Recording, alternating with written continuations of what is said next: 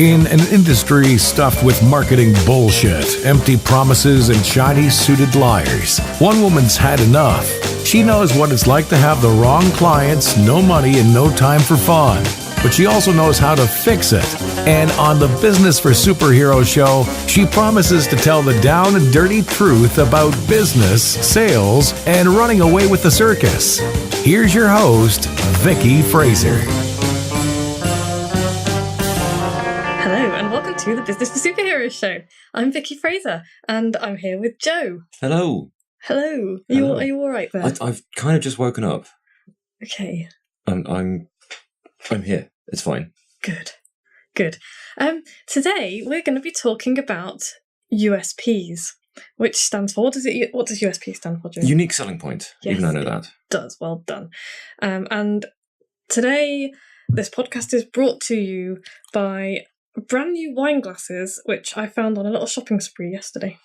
They're excellent. In TK Maxx, which, by the way, I have never been to a TK Maxx in my life before, and it's like a treasure trove of awesome. The clothes in there were a little bit shit, and I was a bit frightened because I thought it was going to be like Primark. I think you'll find Primark has changed. Well, since you went in there once when you were 12. No, I wasn't 12. I was working in Birmingham at the time, so it was probably about 7 or 8 years ago.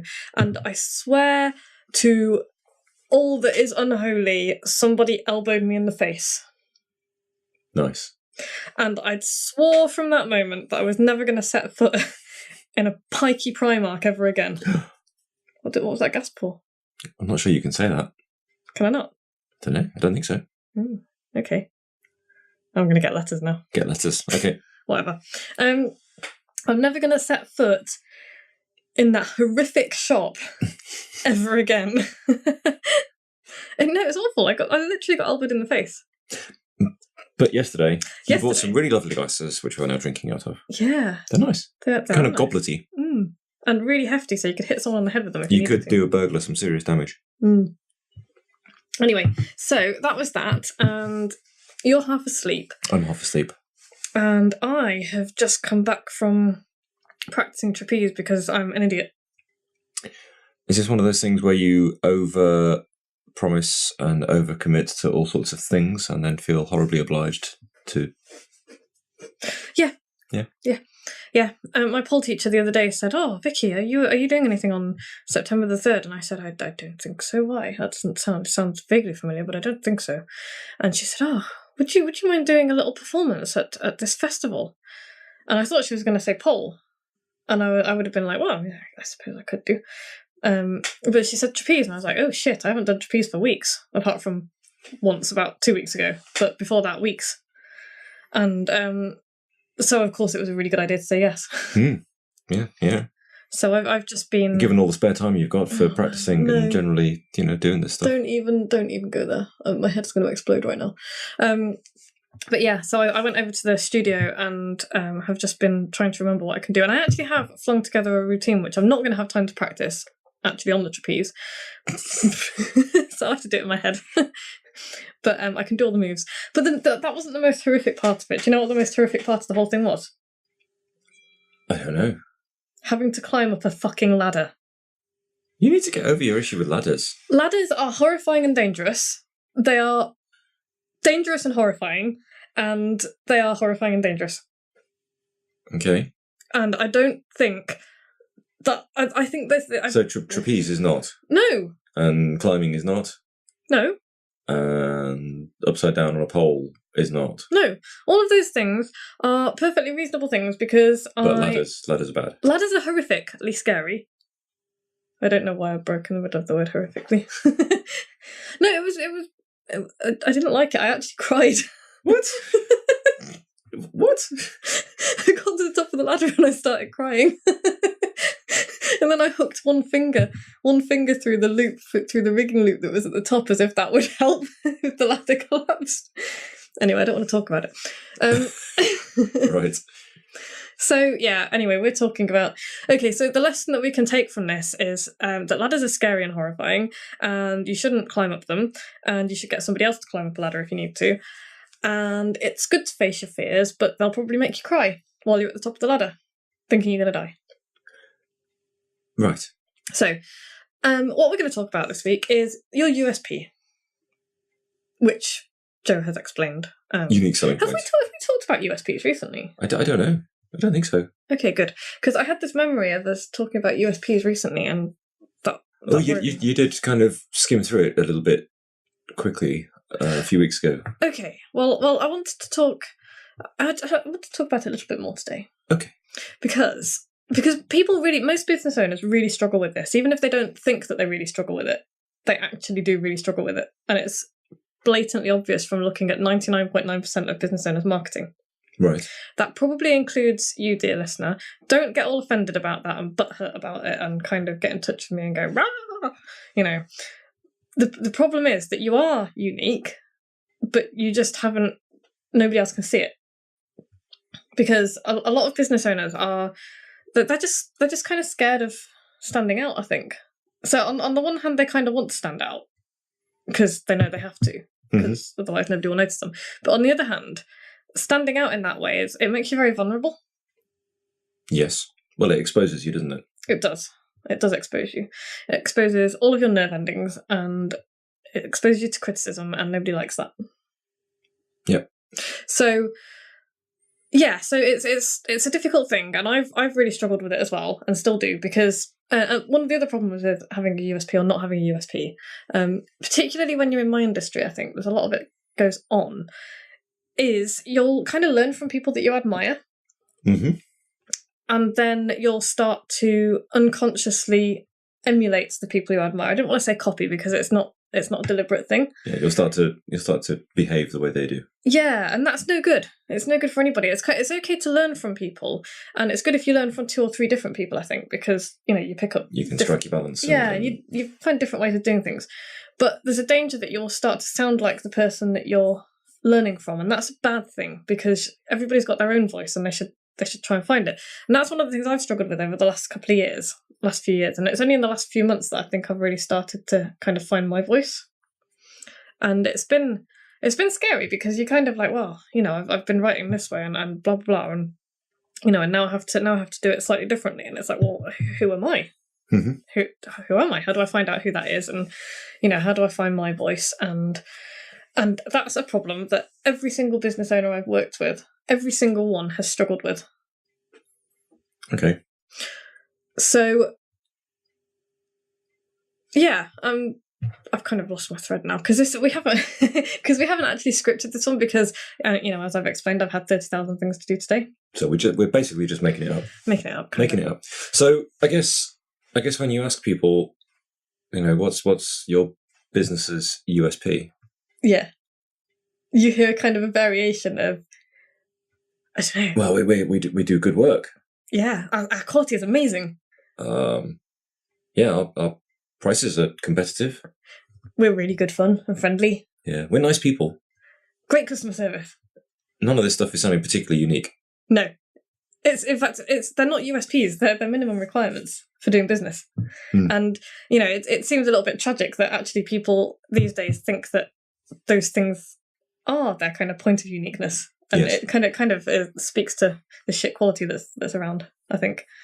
In a lot of, well, everything really, but none of those things are USPs. They're just minimum requirements, and because of that, everybody says that. And so the second problem with asking people what their USP is, because that was the first problem. The second problem is that business owners, when I ask this question to business owners, they'll usually give me a list of 5 or 6 things that makes them different, and that's not a point of uniqueness. It's the USP is one thing that sets them apart from everybody else.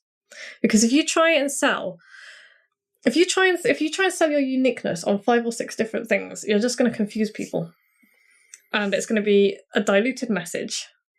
And so it's not like, Batfink didn't give his USP as, I fight crime and I do this and I do that, and also my wings are like a shield of steel. His USP was, my wings are like a shield of steel. Well, he also had his supersonic sonar hearing. Yeah, but it's kind of that's fine. But his USP was my wings are like a shield of steel. Okay. He had his supersonic sonal hearing. Sonal hearing. Yeah, whatever. But his actual point of uniqueness that he talked about was his wings are like a shield of steel. There is no reason that you can't talk about the other things, but you kind of want that one thing that makes you different. It's like Superman. What was Superman's USP? I'm on a bit of a superhero kick at the moment. Really? Yeah. Domino's Pizza. It arrives within 30 minutes or it's free. Okay. They didn't. What's yours? Meh. I win. Normally it's you asking me really horrible questions. What's yours? So mine is. Oh my god! Okay, so I've got my borrow my brain thing. Let's have a look at one of my products. Okay. So it's my borrow my brain, and that's it. You can borrow my brain, and I will come up with amazing ideas for you in 30 minutes. Okay. And that's my thing. That's your And thing. my USP for my business is I ran away with the circus. I'm like this superhero persona that ran away with the circus. And I talk about that quite a lot. And I don't know, like, for example, today, when I cried at the top of a ladder, because I'm a superhero. Not very superhero. Yeah, but I did it, man. That's quite superhero. Hmm. What I really wanted to do when I got there and found out that I had to get up a ladder and rig the trapeze was go home and cry. But I didn't. I stayed there and cried instead. And I rigged the trapeze. Okay. So, but yeah, that's my thing at the moment. But as I say, I'm changing a lot of things at the moment, and I'm working on a lot of stuff. And you shouldn't have asked me that question when I'm in a transitional period, man. Sorry. What's your USP? I don't have one. I don't. Well, we're the Don't say it. What? Oh, I thought you were going to say the solutions company. At which point, I No. Okay, let's not go there either. No, let's not go there either. We're the best machine vision company in the world. Yeah, but you know what? That's actually a really good example, because there is nothing at all to stop you from saying that you are the best XYZ in the world or in the country or in your area. Because as long as nobody else has claimed that title, it's a very subjective thing often. Yes. So, you know, people can't stand up and say, you know what, you're not the best. It's like, well, prove it. And they can't prove it because it's kind of a subjective thing. So quite often, even if somebody else... Okay, there's another good example here. There was a beer company. This isn't a very good example because I can't remember any of the companies involved. But in America, there was a beer company. And their brewing process was special. They did cold brewing or something. But the point is that everybody did the same process, but nobody else said it. Right. And so their thing was, we do this thing. And everybody else did it as well, but they were like, this is the thing that we do. And that became their USP, and they became one of the best-selling beers. And it was nothing to do with the quality of the product. It was nothing to do with them actually doing something differently from every other beer brewer out there. It's just that they said it out loud. Okay. Which is bonkers, really, when you think It's about not very unique, though, is it, if everybody's doing it? No, but that's not the point. Then nobody else was saying that they were doing it. Okay. It's all smoke and mirrors, man. Oh, that sounds a bit... It's not, though, because as long as I'm not telling anybody. I'm kind of glad you're bringing this up. I'm kind of sounding a bit, whiny now, but I don't mean to. But I'm not telling anybody to make stuff up. And I'm not telling anybody to say something that isn't true. All I'm saying is that if there's something that you do, even if it's a standard thing that you do, if nobody else in your industry, if none of your competitors are saying we do this, then say it out loud. Claim that spot, because that will make you different. That will make you stand out from the rest of them. Does that make sense? Yes. You don't sound convinced. No, it's okay. Are you sure? Because I want to convince you, because if you're not convinced, then some people out there are not going to be convinced either. No, I'm pretty convinced. Okay. Are you? Okay. I think so. If any of you listeners are not convinced, then, ping me an email and tell me why you're not convinced, and we'll do a follow-up to this where I will ramble further. Pick a different superhero, like Danger Mouse or something. What was his USP? Do you know what? I don't know. Penfold, I think, was his USP. Yeah, pretty much. I just love the Danger Mouse theme tune. Mm. So, but I wanted to talk a little bit more as well about unique, meaning one, and how you can choose just one thing about your business. And this is something that I learned from Sean D'Souza, who I'm having as a guest on the show in a couple of weeks. Nice. Which is so exciting. Hi, Sean. Hi, Sean. And so this is what I've learned from working with Sean and, doing his trainings and all the rest of it, is how to find your uniqueness. And from him, I learned about the 12 apostles. Mm-hmm. Now, the 12 apostles are a set of sea stacks, like, those big spiky stacks of rock. Mm-hmm. Old Man of Hoy type stuff. Old Man of Hoy type stuff, yeah. And they reside just off the coast of Victoria in Australia. Right. And, they're quite spectacular, and they get like 1.7 million visitors a year. But before 1922, almost nobody went to see them. Okay. Why do you think that is? I don't know. Nobody had told them they were there. Well, yes, that's part of the reason. Before 1922, Air flight was really expensive. Yes, that's probably a good reason. But they get a lot of local tourists, as in people from Australia. Anyway, so they were called the Sow and Piglets back then, and nobody knew anything about them. Okay. And it wasn't until the Victoria Tourism Board created a story about them, called them the 12 Apostles, which is mildly hilarious because there's actually only 9 of them. And one of them was crumbling into the sea, so soon there's only going to be 8 of them. And suddenly they were like a must-see landmark of if you were visiting Victoria. Everybody had to go and see these sea stacks, which aren't anything particularly special other than the fact that, geology is cool. But that's how they became like this massive tourist sort of, attraction, I guess. Mm. They just were... Just by renaming them, giving them a story. Yeah, renaming them the 12... Sorry, I don't know what happened to my voice then. Renaming them the 12 Apostles, creating a story about them, which I don't know. I haven't looked the story up yet. I'm going to have a look at it. And, yeah, people, the Victoria Tourism Board basically said, the 12 Apostles are this amazing geological feature off the coast of Victoria. You have to come and see them. They're unique, which they are because there's no other sea stacks in the world that are quite like them. Mm-hmm. And so that was like the pull for people to come and see this thing. And the only reason that it became... I've got a really bad itch. I know. The only reason that people, were going to see them is because the Victoria Tourism Board said these are really cool. Okay, cool. Yeah. And then there's the Mona Lisa. Right. And everybody is like, well, the Mona Lisa, it's the thing. I found it a little bit underwhelming when I saw it. I found it underwhelming as well. And I know that's probably a sacrilegious thing to say, and art lovers out there are probably like gnashing their teeth at us right now. Mm. It's really small. It is. It's a really small painting. It's just a little painting. It is, and that's the point. It's just a little painting, and it's just another. I mean, it's a kind of world-class, amazing painting by Leonardo da Vinci. Do you need some more wine? Yeah, I do. Tell the listeners where the Mona Lisa is. Okay, so it's in the Louvre. It's fairly small. It's by Leonardo da Vinci. And I'm running out of things to say. Enigmatic smiles and all that. Have you gulped your wine now? I have got my wine now. Okay, cool. Yeah. Carry on. But the point about the Mona Lisa is, as you've just said, it's just another painting amongst a whole bunch of other paintings in the Louvre. There's some magnificent stuff there. There is some magnificent stuff there, and that's the point. When it's amongst all that other magnificent stuff, it's just another magnificent painting. And kind of that's all it is. It's like, we've seen it, it's a bit underwhelming, all the rest of it. Overhyped, I think. But until the Louvre made a really big deal about it, and they put it behind a screen and made it kind of the thing to see when you go to the Louvre, nobody had really, it wouldn't necessarily have stood out amongst all of the other paintings there unless they'd gone, you know what, we're going to take the Mona Lisa and that's what we're going to make that the thing, the focal point of the Louvre. That's the reason everybody's going to come to the Louvre. And maybe there's been a manufactured story about who was she and who was he, who was she. Well, I don't. Yeah. Not quite sure who it was, or no. all the previous uses for that canvas. It's got lots of other layers on it, hasn't it? And it's all been changed. And so the Louvre has used the Mona Lisa to make the Mona Lisa is the Louvre's point of uniqueness. That's its USP.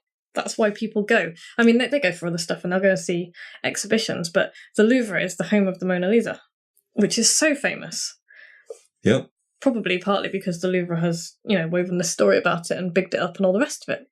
And that's what you have to do with your company and your brand. So, and how you stand out from the sea of sameness out there. It's like, 1,000. There's 1,000 other copywriters, there's 1 million other copywriters out there. But how many of them have a superhero avatar and are circus performers? It's true. I would say none. Like, Literally none. No other. And even if there are, it really doesn't matter because I'm the only one who talks about my circus performing stuff. Mhm. So it doesn't matter if there are other copywriters out there who perform on trapezes and pole dancing and ropes and stuff because they don't talk about it. So they might as well not exist. And that means that in my space, I'm number one because it's my little space that I occupy. And that's not to say... You are the world's finest circus performing copywriter. As far as I know, I am. And that's not to say that I'm the world's finest copywriter by any stretch of the imagination. Or the world's finest circus I'm performer. definitely not the world's finest circus performer. But that's not the point. The point is that, I am a very good copywriter. I'm a passable circus performer, but I enjoy it. But no, that's the thing that I take to make me different. Okay, cool. Yeah, I think so. And my chickens and whatnot. So Chickens and dingles and devilishly good-looking husband. Yeah, all of that stuff. So yeah, that's what makes me different from being just another wordsmith, basically.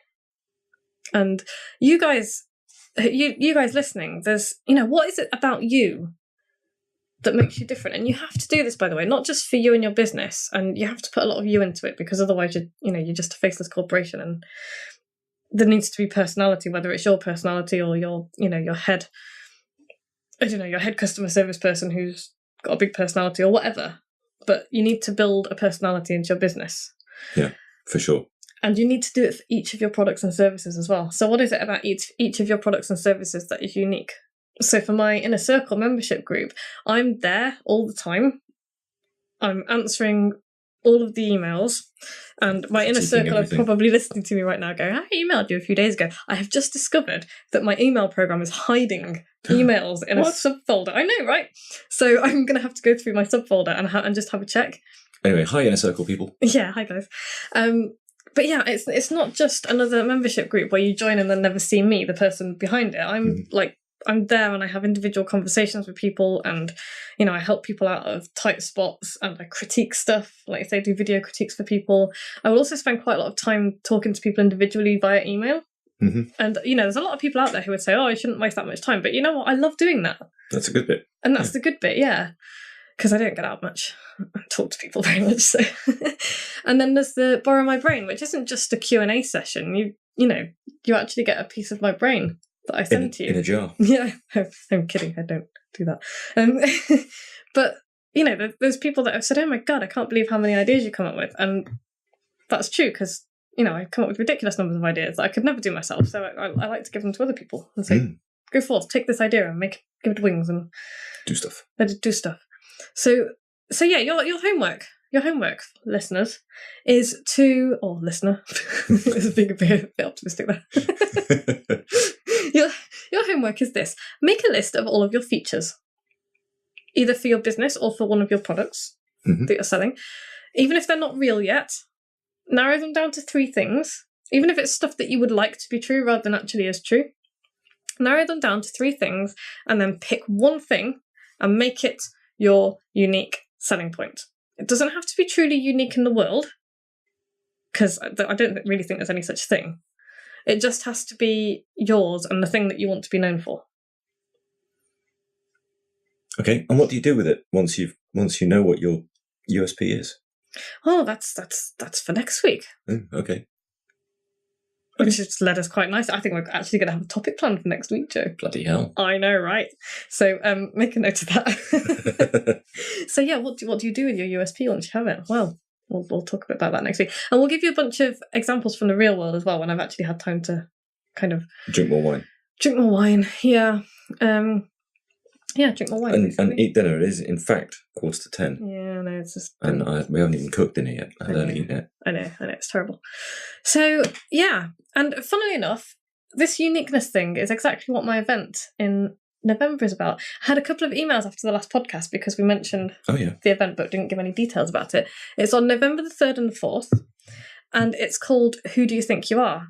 And we're going to spend 2 days working in small groups or individually, and I'm going to be spending a lot of time, which is why there's only 25 tickets available for this. I don't want it to be this massive thing. And it's going to be very, very practical. And we're going to be working in small groups, and we're going to be finding out exactly what it is that makes you different. Either your business, or if you've got a new product that you want to launch, but you're not sure how to make it stand out, or something. I want you to come along to this event with this, this problem to solve, whether it's, your business as a whole or a product. And we're going to find what your uniqueness is. We're going to find your voice, your tone of voice. We're going to find your message, and we're going to start to put that all together and build a brand and create an image and just, put it together so that it's not just another person out there chucking another product out. It's cool. So, yeah. Yeah, it's going to be a really cool thing. I haven't seen anything else quite like this, because I think people forget that actually this is something that people struggle with. And I didn't want it to be just another event where there was going to be 10 people talking at the front of a room and bombarding you with bombarding you with information. And there's nothing wrong with that. I've been to a lot of those things, and they're great for picking up ideas, but you do feel bombarded with information afterwards. And you can get that kind of thing anywhere. There's information everywhere, all over the internet, all over not the internet, in books and everywhere else. But there's very few courses where you can actually come and spend time and pick up a new skill and take it away and use it. And I think that's really important. And that is what I'm going to be focusing all of my trainings on in the future. I'm not going to be doing ever any kind of information overload events and trainings, because there's enough of that around. Yeah. Mine are going to be very focused. It's not going to be more information. It's going to be really, going over a specific skill and making sure that you've learned it and that you can take it away and practice it. Sounds good. I hope so. It's going to be awesome, I think. Yeah. So I've had a bunch of people say that they can't wait and they're going to book. So I'm going to have to just double check what date the hotel is going to let the rooms go, so that I can give you a deadline for when you need to book. But I would like to say that the ticket price includes dinner on the Thursday night, because it's Thursday and Friday, and it includes your room for the Thursday night as well. So There's no hidden costs, there's no extras. You'll just have to get yourself there. And then I think breakfast. You'll have to pay for breakfast. But other than that, everything is included in the ticket. Oh, also, you'll have to buy your own booze, because I'm not, getting you drunk. So yeah, go to businessforsuperheroes.com/who-r-u. I will double check that, and it'll be in the show notes. And I will be talking about it quite a lot over the next few weeks, because I'm really looking forward to it. I'm really excited about it. Yeah, that'd be cool. I'm looking forward to it. And my mate Mark is flying all the way over to the Philippines a few days early. I mean, from the Philippines? From the Philippines, yes. It's not happening in the Philippines. It's happening in Tewkesbury. I was going to say. He doesn't have to go all the way to the Philippines to avoid it. And he's coming. He's actually booking his flights early so he can be there. Cool. Which is awesome. And my mate Ray from Canada is hopefully going to be in the country and is going to come along as well. Hi, Ray. Hi, Ray. Ray's fab. Hi, Mark. So that's really exciting as well. And yeah, that's that really. I should stop rambling now. Let's go on longer. Tune in next week, and we'll be talking about what you can do with your USP once you've got it. Cool. See you next week, folks. Thanks, Joe. No worries. Bye. Bye. Like what you've just heard? Tell your colleagues, tell your friends, send them to www.businessforsuperheroes.com/podcast.